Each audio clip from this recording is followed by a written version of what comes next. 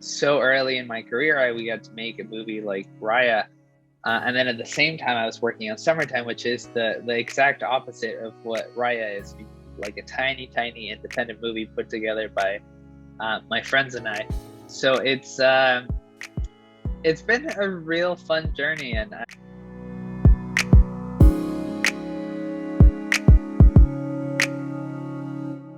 Thank you so much, Carlos, for your time. It's a pleasure to no, of talk to course, you. Yes, happy to we be here. we spoke from Blindspotting years ago over the Yes, phone, and then of course you don't. I bet you remember because it's a lot of people, but no, but nice to reconnect. yes, that's awesome. It's another, oh my God, another amazing project, which I love it Thank a you so lot. much. You Thank you. always, I love it a lot too. yes, you always trying to bring this. I don't know. It's very powerful. Your movies are very powerful. They always have a powerful message. Always talking about the giving voice to the minorities, which I love it a lot. How was like for you, like because that was spotting in Summertime. How was like for you transitioning to that movie for this one? I know it's a long time ago, but No, no, I mean not really that long ago. I right as we were finishing all the press for Blindspotting, that's when I met this group of poets that ended up becoming sort of like the heart of Summertime. So the transition wasn't that far off, and I think I just fell in love with their work and fell in love with their voices, and they really inspired me in ways that I hadn't been inspired ever. So I met them all through this spoken word showcase, and really Summertime just became an attempt of mine to try to capture that experience that I had when I first heard the poets perform. I wanted to share that with as many people as possible, and that's really the seed that started Summertime. yeah. And how was like? I think they're amazing. They everything, the way that you brought that to the screen was like that was the biggest challenge, or what was the biggest challenge to put this together?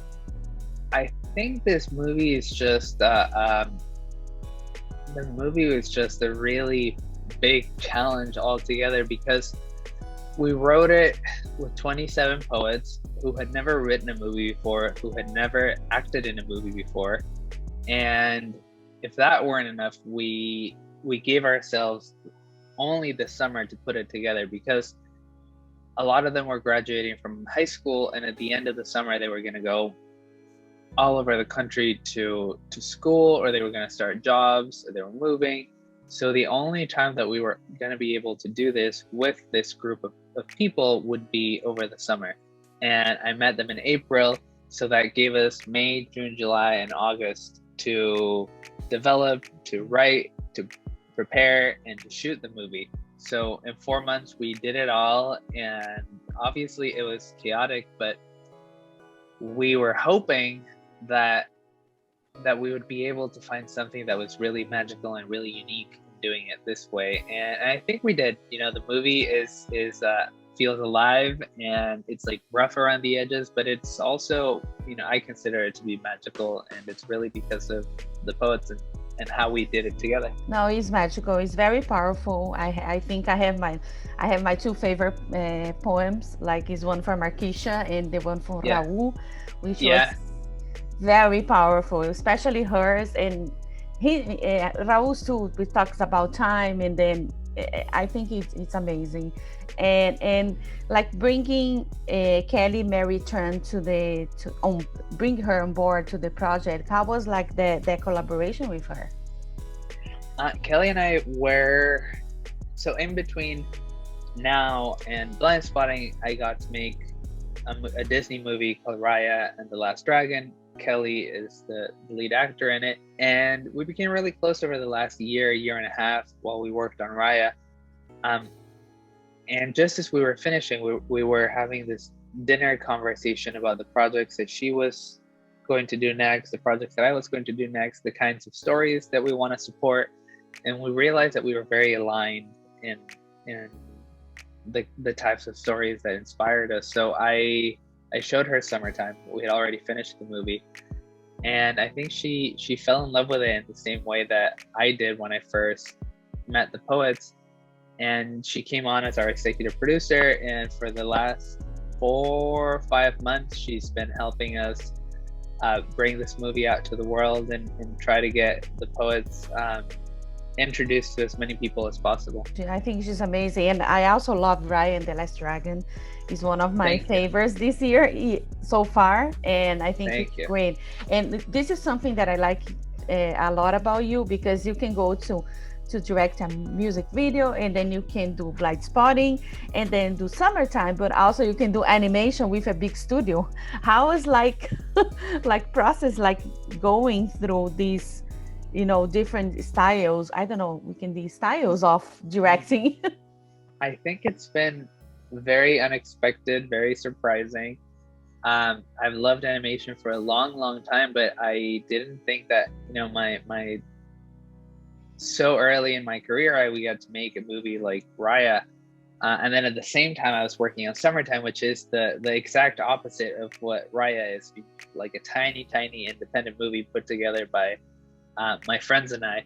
So it's been a real fun journey, and I all of a sudden found myself in this place where I'm able to jump from one universe to another, and it's allowed me to stay grounded, and it's allowed me to like really have to stay creative. So I hope I can keep doing that.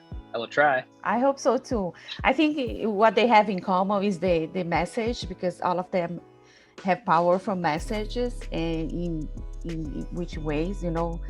But I think that's why they pick you, because you are able to work it out. Like I like that. I love that. I hope so. Yeah, I do think there's a lot of common themes in all three of the movies that I've done. So I hope that I can. No, I will continue to make movies that I'm inspired by. No, that's for sure. And come back to like Summertime. Do you have like a poem, a poetry that was like your favorite that you can pick? I mean, I love all of them for different reasons.